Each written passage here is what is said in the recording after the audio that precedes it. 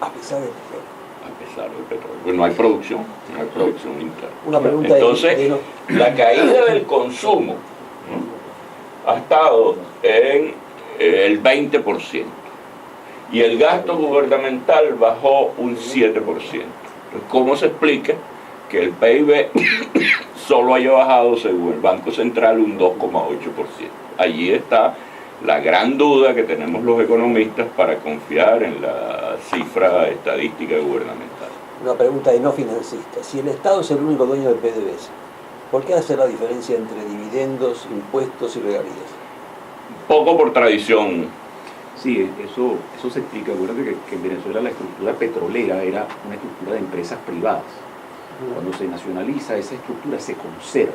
Y quedó igual. Y Petróleos de Venezuela siguió pagando impuestos, siguió pagando dividendos y por supuesto siguió pagando regalías. Lo mismo. Sí, se ha podido simplificar. De hecho, se intentó simplificar ahora y se simplificó una medida. Se subió la regalía y se bajó el impuesto. Así es. Y un poco también por ese fenómeno que ocurre en todas las economías, que es que la burocracia interna de las compañías empieza a adquirir poder. Entonces, al manipular los precios, entonces era un argumento que tenía el Estado para, de todas maneras, asegurar su participación. Ahora, hay una cosa que, es decir, en este cuadro, que por cierto comentabas allá, es excelente. Hay un elemento que quizás en el que cerraste ahorita, que cuando hablas del sector privado y hablas de estas sanciones, de estas cosas punitivas, lo estás aplicando, por todas estas leyes punitivas, las estás aplicando al sector formal de la economía. Entonces, la tendencia a la informalización para evitar los enormes costos es tremenda. Es decir, ¿cuánto puede ser hoy en día la economía informal venezolana? Debe estar por lo menos en materia de empleo, estar en la mitad de la población activa. Sí, no, mucho más, porque hay una diferencia. Las cuentas macroeconómicas las lleva el Banco Central, ¿no? Pero las cuentas de empleo, las cuentas demográficas y todas las estadísticas que no son macroeconómicas las lleva una organización que es como acá la oficina del censo, la oficina de estadísticas de los Estados Unidos. Bueno, allá la lleva una que se llama el Instituto Nacional de Estadística, que lo dirige un colega, el profesor El Yuri. Entonces él se jacta de que baja la inflación. En estos días yo tuve un programa de televisión y le dice, no, la inflación no ha bajado, lo que ha bajado son las cifras de inflación que le ha bajado el profesor El Yuri. Es el caso clásico de Argentina con el INDEC. Eso que últimamente ha estado muy cuestionado. Y las cifras de desempleo igualmente, porque allí toda persona que trabaja como buhonero, para él es empleado. Toda persona que recibe un subsidio por las misiones de parte del gobierno es empleada. Pero además introdujo un nuevo concepto, que es que cualquier chica de clase media alta o de clase alta que se gradúa y no trabaja, dice, ese no puede considerarse desempleado, sino que es desocupado, es decir, no trabaja porque no quiere. Entonces, por supuesto, las cifras de desempleo las tienen 8%, cuando cualquier analista serio no están en menos del 20%. Muy bien. Bueno, la caída de la riqueza que se produce en el país, que es el PIB, que aún en el 2,8% que señala el Banco Central, pues está acompañada por una inflación del 30%. A pesar pues de la recesión, pues la inflación sigue siendo muy alta. Pues. Fíjense cómo ha venido la caída de la economía. Pues. El año 2006 fue cuando los precios del petróleo llegaron a 140 por barril. Luego vino la crisis, hubo una caída sustancial. El siguiente año pues se aumentó las estrategias de estatización, de expropiaciones, y ya en el 2009 y en el 2010 pues hemos tenido una inmensa caída. Pues. Y a esto hay que señalar de que no solo se debe a políticas económicas desacertadas que no estimulan la oferta, que han venido acosando al sector privado, sino que además la gerencia pública, la gerencia gubernamental es profundamente ineficiente y en el caso de Venezuela terriblemente corrupta. A pesar de que en un momento dado cualquiera que estudie los clásicos del socialismo, allí en ese mensaje hay un mensaje falso, pero amparado en un fondo redentor.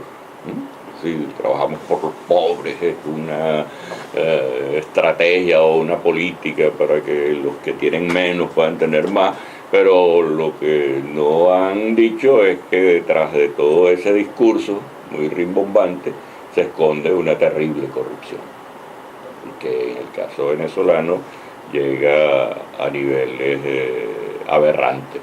Leyó el diario de hoy. Leyó el diario de hoy. ¿No? Transparencia Internacional dice que... Sí, el último puesto. Pues, más tanto corrupto que de todo es Venezuela. y en Chile está el menos corrupto en este momento Chile, que es donde hay más apertura de la economía, donde hay más rendición de cuentas.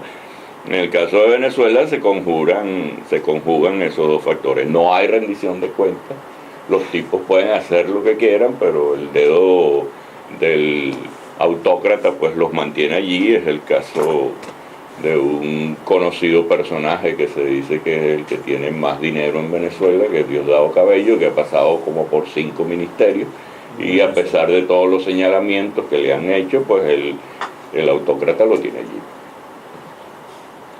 En esta ocasión ya lo sacó de un cargo ministerial, acaba de ser electo para el órgano legislativo. ¿Sí? Pero probablemente lo vuelva a emplear, pues, lo que se está diciendo. Hay un deterioro manifiesto del aparato productivo nacional, las instituciones económicas, en particular las fiscales y monetarias, pues llevan a que podamos afirmar que la crisis no es pasajera ni es coyuntural, sino ya es una crisis estructural. No hay producción, no hay capacidad de inversión. Incluso uno mismo comentaba con Eloy, si al final, ¿por qué los consultores estamos llevando mucho palo? Pues bueno, porque los empresarios no contratan, pues. No contratan porque no hay inversión. Para cerrar una empresa tú no necesitas un estudio, necesitas un candado. Ya está.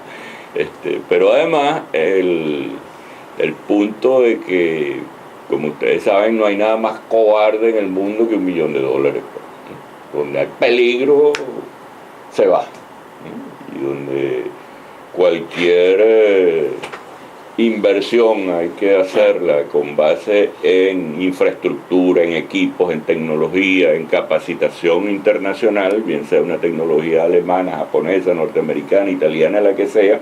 Eso significa un gasto que hay que hacer en divisas. Si por un lado existe una restricción al acceso al mercado de divisas y por otro lado persiste el acoso a los empresarios, pues estamos en una situación de que ya en Venezuela no se está cubriendo la cuota de consumo interno de café. Siempre ha habido esa frontera tan grande y tan flexible, pues, para el ganado y para el café, pero ahora es definitiva, pues.